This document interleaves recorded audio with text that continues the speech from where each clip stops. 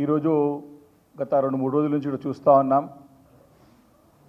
రేవంత్ రెడ్డి గారి ఒక బృందం విదేశీ పర్యటనల ద్వారా పెట్టుబడులు పెద్ద ఎత్తున రికార్డు స్థాయిలో తీసుకురాబోతున్నామని జోరుగా ప్రచారం చేస్తూ ప్రకటనలు చేస్తూ మరి నిన్న మొన్న వారి యొక్క హంగామాను చూస్తూ ఉన్నాం.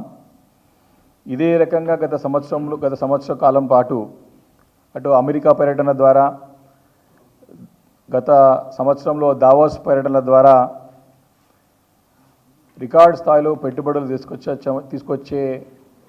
తీసుకొచ్చాము అని పెద్ద ఎత్తున మరి ప్రచారం చేసి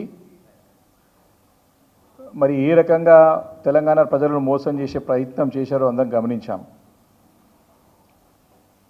వారి యొక్క హంగు ఆర్భాటాలు కేవలం మరి ముఖ్యమంత్రి గారు తను ముఖ్యమంత్రి గారని నిరూపించుకోవడానికి, తను చెప్పుకోవడానికి, నన్ను అందరూ గుర్తించాల ముఖ్యమంత్రిగానే చేసే ప్రయత్నంలో భాగంగానే తమ పర్యటనలు కనపడుతున్నాయి తప్ప నిజంగా వారి పర్యటనల ద్వారా రాష్ట్రానికి ఏమైనా లాభం చేకూరుతుంది, ఏమైనా పెట్టుబడులు వస్తున్నాయంటే మాత్రం ఇలాంటి మరి లాభం జరగట్లేదని చెప్పి సుస్పష్టంగా చాలా సందర్భాల్లో బీఆర్ఎస్ పార్టీ నిరూపించింది. వారి వ్యవహారం ఏ రకంగా ఉందంటే గత కేసీఆర్ గారి ప్రభుత్వంలో చేసిన దానికంటే మేము బాగా చేస్తున్నామని చెప్పే ప్రయత్నం, గత ప్రభుత్వంలో అన్ని తప్పులు జరిగాయని చెప్పి నిరూపించే ప్రయత్నమే తప్ప ప్రజలకి చక్కటి పరిపాలన అందించాలా, ప్రజలు తమకు అవకాశం ఇచ్చారు నిలబెట్టుకోవాలనే ప్రయత్నం ఎప్పుడు కూడా కనపడలేదు. మరి వారి ఒక్కటి మాటలో చెప్పాలంటే రేవంత్ రెడ్డి గారి కాంగ్రెస్ ప్రభుత్వం వ్యవహారం ఏ రకంగా ఉందంటే మరి పులిని చూసి నక్క వాతలు పెట్టుకునే రకంగా వారికి వ్యవహారశీలి కనపడుతూ ఉంది. వారి వ్యవహారం అంతా కూడా మేము బాగా చేస్తున్నామని చెప్పి ప్రజలకు నిరూపించే ప్రయత్నం చేస్తున్నారు. ఏమి చేయట్లేదు కానీ ప్రచారం చేస్తూ మరి మేము పెద్దవాళ్ళం బాగా చేస్తున్నాం, ప్రజలకి బ్రహ్మాండంగా చేస్తున్నామని చెప్పి, గతంలో ఏమి జరగలేదని చెప్పి, మేమే అన్నీ చేస్తున్నామని చెప్పి ప్రజలను నమ్మించి మరొకసారి మోసం చేసే ప్రయత్నం చేస్తూ ఉన్నారు. అంటే ఒకటే సుస్పష్టంగా ప్రజలందరూ అర్థం చేసుకోవాల్సిన విషయం ఏంటంటే పులిని చూసి నక్క వాతలు పెట్టుకున్నట్టుంది రేవంత్ రెడ్డి గారి వ్యవహారం. ఎందుకంటే గత సంవత్సరం మరి దావోస్ పర్యటనకు వెళ్ళి మేము 40,000 కోట్ల రూపాయలు పెట్టుబడులు తెచ్చామని చెప్పేసి పెద్ద ఎత్తున ప్రచారం చేసి పేపర్లో ప్రకటనలు మరి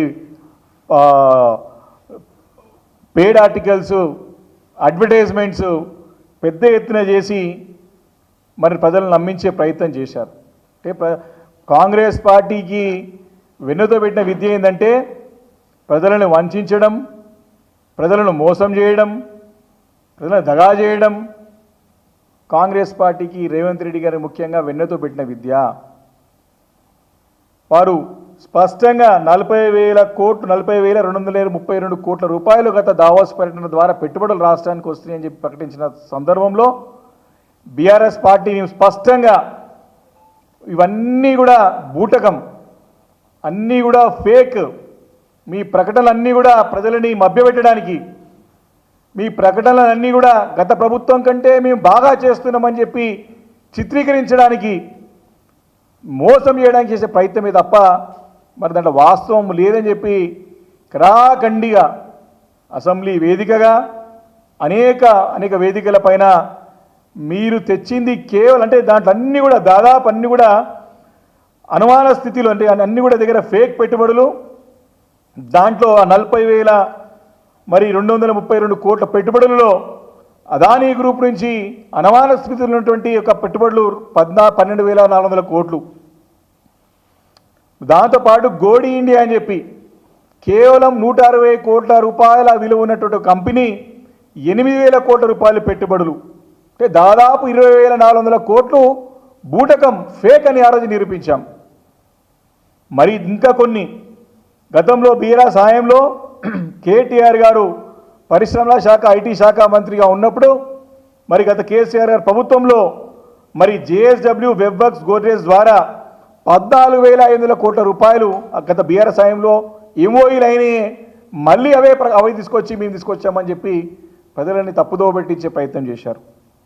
అంటే దాదాపు దీంట్లో అంతా కూడా మరి బీఆర్ఎస్ హయాం నుండి పైప్ లైన్లో ఉన్న పెట్టుబడుల వివరాలు 4,470 కోట్ల రూపాయలు. అవి Tata group, Godrej additional, Aragen life sciences. నేను మళ్ళీ చెప్తా ఉన్నాను, Tata group, Godrej additional, Aragen life sciences అంటే 4,470 కోట్ల రూపాయలు గతంలో పైప్ లైన్లో ఉన్నాయి ఎక్స్పాన్షన్గా వచ్చేటి. అంటే ఈ మొత్తం కలిపితే మరి బీఆర్ఎస్ హయాంలో చేసుకున్న ఎంఓయూలు 14,500 కోట్లు, బీఆర్ఎస్ హయాంలో పైప్ లైన్ నుండి ముందుకు సాగుతున్న ప్రాజెక్టులు 4,470 కోట్లు, ఈ యొక్క ఫేక్ పెట్టుబడులు ఏవైతే అదానీ గోడి గ్రూప్స్ ఉన్నాయో 20,400 కోట్లు.